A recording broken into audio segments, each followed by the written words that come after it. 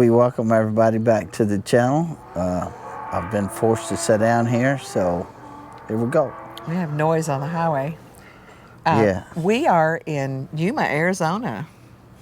Yes, we are. Our first winter in Yuma.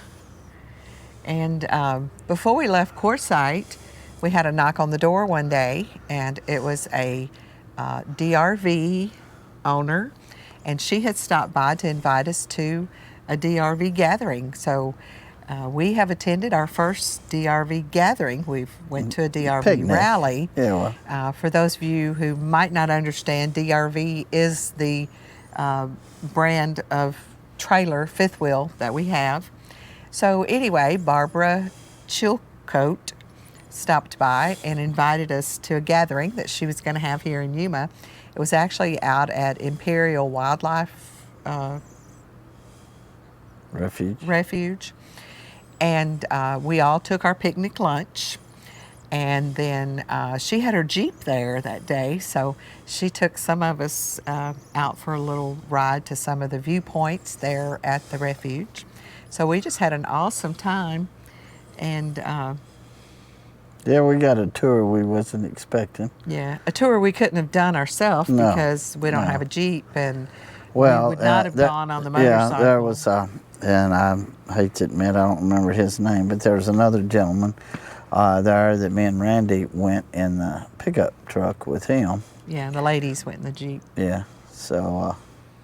So today we're going to take you on a Jeep ride in the Imperial Wildlife Refuge. See you.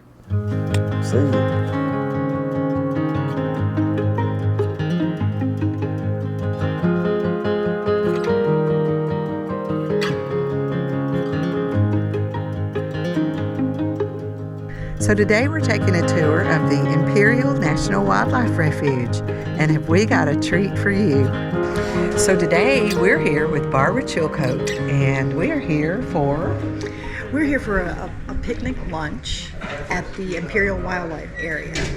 And I like to, when I go to a place for a long amount of time, if I know there's a bunch of DRV people here, I love to get everybody together. I did one when we were in Kerrville, and that was a Kibbles and Bits lunch, because we're the dogs, some of us. Okay. And so here I put it online for all the people who are online, but I also drove around to all the parks and handed out invitations. So we don't have our DRVs here, but we are all DRV owners. We are.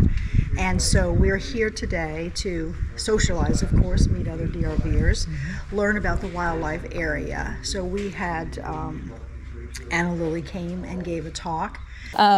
But hello everyone, welcome to the Imperial National Wildlife Refuge. My name is Anna Lily Lopez. I'm normally the refuge biologist. For the past 5 months or so, I've been the acting refuge manager out here. Kind of the Lone Ranger for now until we get another refuge manager. So I'm here managing 25,000 plus acres of land in marsh. So we are a National Wildlife Refuge. I'm not sure how familiar you all are with this, but we'll go back in time and start why the National Wildlife Refuge System began. So the National Wildlife Refuge System is the only network of federal land dedicated specifically to wildlife conservation. We came to be in 1903. This was the turn of the century. Some conservationists noticed there was a big decline in bird populations. Can anybody guess why that was? Turn of the century, 1903. What was that? Hunted? Kind of. Well, there was hunting, and unregulated hunting, but specifically it was because of fashion. Women loved these big hats with bird feathers. Yeah, so there were so many unregulated hunting for, just nobody was really paying attention to those numbers. So in 1903, our president, does anybody know who was the president in 1903? No, that's okay. Teddy Roosevelt, actually. He was a conservationist and an avid hunter. So him and a few of his colleagues noticed there's just so few birds. So he was like, what can we do? So he created Pelican Island National Wildlife Refuge. This was an island that he allowed no hunting, and just to monitor those population of birds and have them nest and to rebuild the population. And from there, we've had, more than 100 years of wildlife refuges. At this point, we are at, let me remember the number, I gotta use my cheat sheet. It's a big number. I think it's around, what did this one say? So in 2011 there was 540. We're about at 570 plus now of wildlife refuges across a lot of migratory bird paths, but we've also expanded to most endangered species. So you'll find us in grasslands, conserving bison populations, the whooping crane, and yeah, so we're a network of lands that wildlife comes first. So we're building their habitat, and we're not a zoo. We don't create little habitats for critters. We try to make them as wild as possible, but just conserve their lands. So that brings us here to Imperial. So we'll go back a little bit more in time. Here we are on the lower Colorado River. The Quechan Indian tribe, the Cocopa, the Yavapai Apache used this land before colonization and settlers came in. There is a bunch of petroglyphs you can find on the river, so you can tell that they probably used this land. And you can imagine an oasis in the desert. They could, fish and use the river to travel. It was undammed, so it was this wild, just so much water going in. And then as time progressed, we have settlers coming in. The river is wild. There's no dams or anything. You can even bring a steamboat up from Mexico all the way through here. So as the push out west, they realized there's mines, so they started mining wolfenite, and mines came to be. They were cutting down a lot of the mesquite to power their operations. So there's still a bunch of abandoned cabins up towards in the mountains. Some we know about, some we don't. It's pretty amazing. You can imagine how, just throughout the years and how harsh this environment is, it still exists to this day. So that's pretty neat. But then, as time changes, the mines go out of commission. They start putting dams on the lower Colorado River. This changes the flow. The water going to Mexico, there was forest at the end of the delta. Well, there's less water going that way. In 1941, they built the Laguna Dam, and they realized that the waters north of here in this land was great for migratory birds. So that's when Imperial was established for migratory birds. And so, yeah, we just celebrated our 83rd birthday actually this week on the 14th. So 83 years of conservation. We did focus on ducks for a little while, but then that migratory pathway, they just weren't coming this far down. So we decided to focus on more endangered species like the Yuma Ridgeway rail. That's one of our endangered species. We also have the razorback sucker, which is another fish, and the bony-tailed chub in these ponds that we've created with our partners, the Bureau of Reclamation. We also have the yellow-billed cuckoo that comes through here, and the southwest willow flycatcher. So that's at least 5 different endangered species that call this area home. We do prescribed burns. Actually, just back in December, we did a prescribed burn. With the dams being built, the river historically would have just flooded everything, and it resets the marsh in a way because all the vegetation would have been pushed downriver. But without that, without the flooding, without those water, we try to recreate flooding through fire. So that's one of the things we do out here. We actually use good fire, prescribed burns to reset the marsh, and the marsh birds love it. It makes it more spaced out where they can actually move, and because stuff can get way too dense without some kind of intervention. Yeah, and so you all will go to some of these points today, some of these observation points. And then we're going to go up to the visitor center. Part of us go to the visitor center, and part of us go to the overlooks.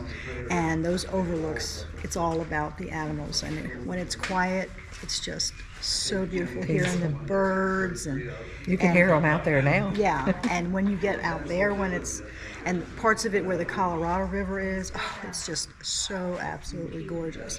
So we'll do that, and we'll come back and socialize a little more. Yeah. Make new friends. But we're going to go on and do some touring. Yep.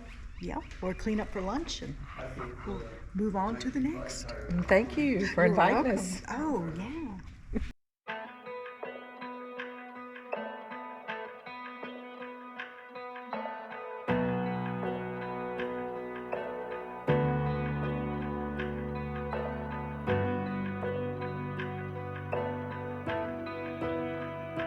Take me down to the river where the peace won't run dry. Gather round at the river where my soul comes to life and I come alive.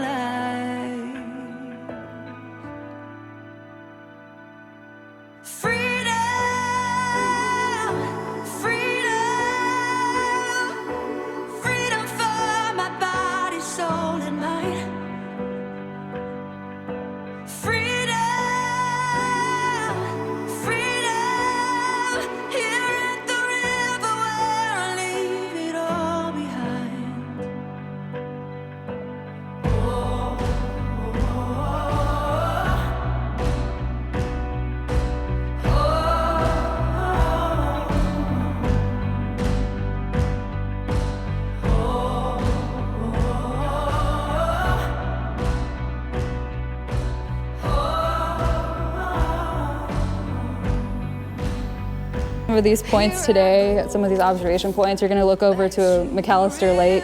That's a big area. It's fed by the river.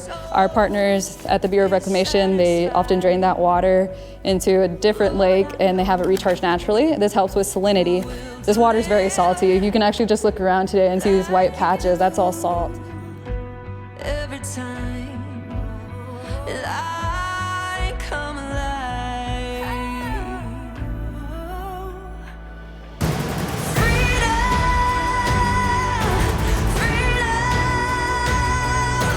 freedom for my body, soul, and mind.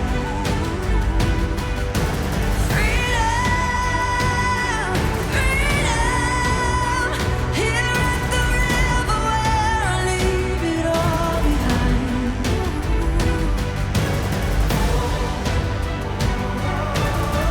At the river, leave it all behind. Back at the river.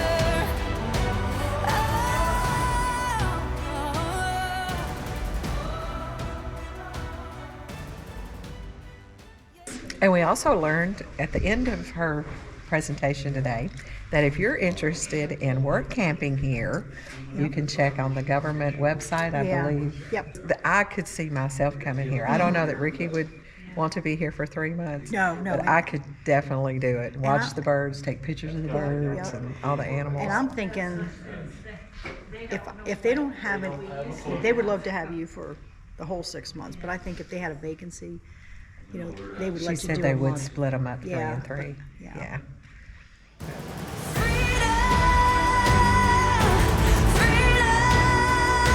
Freedom for my body, soul, and mind. Freedom, freedom, here at the river where I leave it all behind.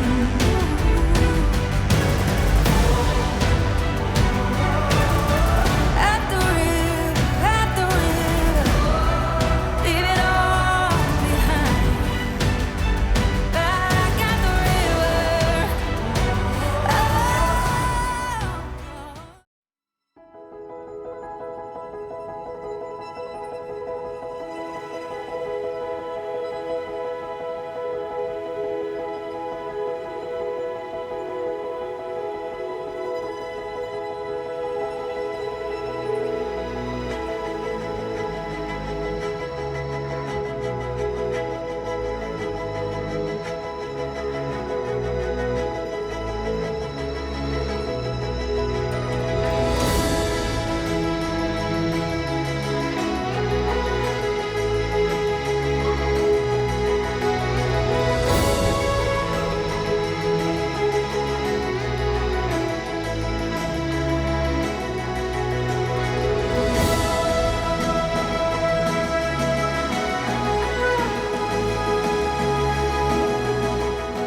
Well, driving through this National Wildlife Refuge, we did stop at a few of the observation viewpoints, but one that we passed was the Painted Desert Trail, and this trail is about a 1.3-mile hike.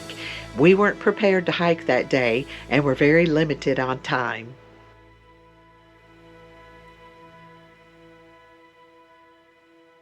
The trail takes you through a rainbow of colors left by 20 to 30 million year old volcanic activity and features a panoramic view of the Colorado River Valley.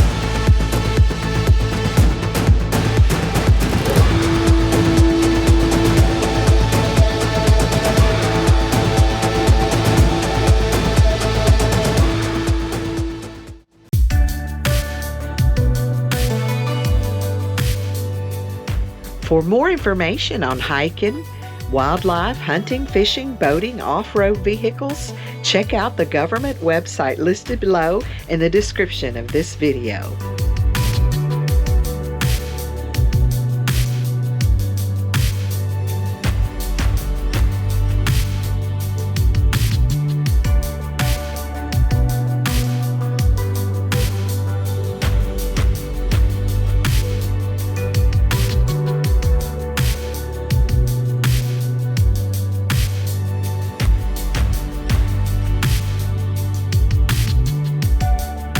Well, it's always fun to get out and see all of God's beautiful creation, and today was a little different for us, but it was a good day, and we saw some things that we've never seen before, and so we wanted to share it with you, and we hope you enjoyed it. And anything you'd like to say, Mr. Parker?